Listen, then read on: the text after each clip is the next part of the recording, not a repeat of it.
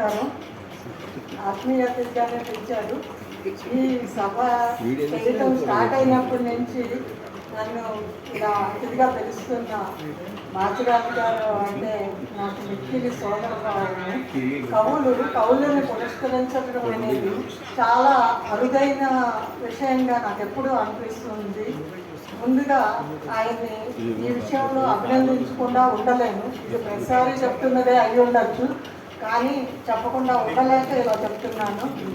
అలాగే పురస్కార గ్రహీతలకు, వాళ్ళు కథల పోటీలో పాల్గొన్న వాళ్ళకి నా ప్రత్యేక అభినందనలు. ఇందాక ఒకటి గమనించాను, పాటలు ఎవరన్నా పాడేవాళ్ళు ఉంటే స్టేజ్ మీదకి రమ్మంటే ఒకళ్ళు కూడా రాలేదు. ఉప్పాల కృష్ణమూర్తి గారు వచ్చారు. బాలల గురించి నేను మాట్లాడుతున్నాను, పిల్లల గురించి.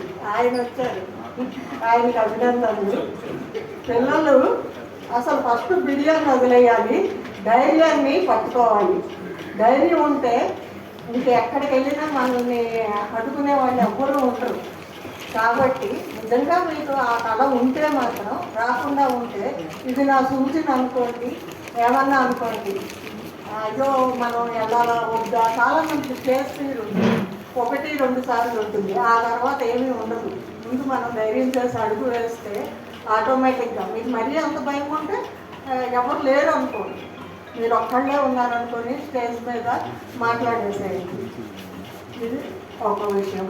తర్వాత తెలుగు పశ్చిమ గోదావరి జిల్లా అధ్యక్షురాలుగా నేను ఇంగ్లీష్ మీడియం స్కూల్స్కి వెళ్ళి అక్కడ పోటీలు పెట్టి తెలుగు అంటే పిల్లలకి అభిమానం ఏర్పడాలనేసి సంవత్సరం పైన కృషి చేశాను. అన్ని ఇంగ్లీష్ మీడియం స్కూల్స్కి వెళ్ళటం జరిగింది. నేను కూడా అదే అభిప్రాయంలో ఉంటాను, ఎప్పటికీ మన భాష మృత భాష కాదు అనేసి. ఎంతమంది రికార్డులు చెప్తున్నా, లెక్కలు చెప్తున్నా కూడా, ఎందుకంటే మన ఇంట్లో మనం తెలుగుని అభివృద్ధి చేస్తున్నాం. ఇప్పటికీ నా మనవరాలు 6 ఏళ్ళు తను తెలుగులోనే మాట్లాడుతుంది. నాతో ఇంగ్లీష్లో మాట్లాడినప్పుడు నేను అసలు కథలు చెప్తుంది, ఇంగ్లీష్లో కథలు చెప్తుంది. మొన్న తెలుగులో కూడా ఒక కథ చెప్పించాను తనంతట తనే. అందులో ఏముంది మ్యాటరు అన్నది కాదు ప్రసక్తి, మొలక పుస్తకానికి దేనికో పంపటం జరిగింది. అలాగా ఇంగ్లీష్లో మాత్రం టకటకా చెప్పేస్తుంది. కాబట్టి ఏదైనా మనం ప్రోత్సహించటంలోనే ఉంటుంది అనేది నా అభిప్రాయము. ఇలా మనము ప్రతి సంవత్సరం కలుసుకోవటం, మాచిరాజు గారు పురస్కారాలు ఇవ్వటం, ఇదంతా ఎక్కడెక్కడి నుంచో వచ్చారు. అందరికీ నా హృదయపూర్వక అభినందనలు తెలియజేస్తున్నాను. మానవత్వం, సహాయత్వం 2 కళ్ళలాగా ప్రతి మనిషికి ఉండాలి అని చెప్పి నేను భావిస్తూ ఉంటాను. అలాగా ఇప్పుడు వేరే కవులను పురస్కరించటం ఇదంతా కూడా మాచిరాజు గారు చూపిస్తున్న మానవత్వం కిందే నేను అనుకుంటాను. ఆయన కథలు చాలా బాగుంటాయి. మా చిన్నప్పటి నుంచి, నేను 5వ క్లాస్ నుంచి చందమామ కథలు చదువుతూ వస్తున్నాను. ఇప్పటికీ ఎక్కడ ఏ కథ కనిపించినా నేను చదవకుండా ఉండను.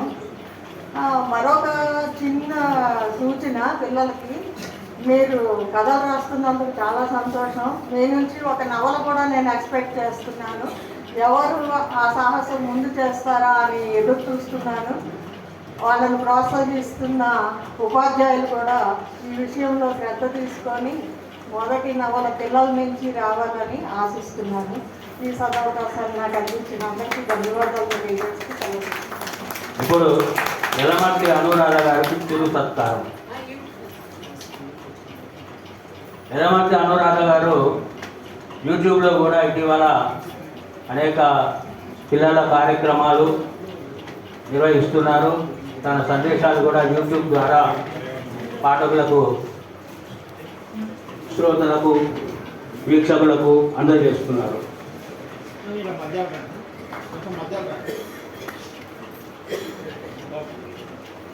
తర్వాత ప్రముఖ కవి, సీనియర్ కవి బాలాంతపు వెంకటరావు గారిని విచ్చేయవలసిందిగా కోరుతున్నాము.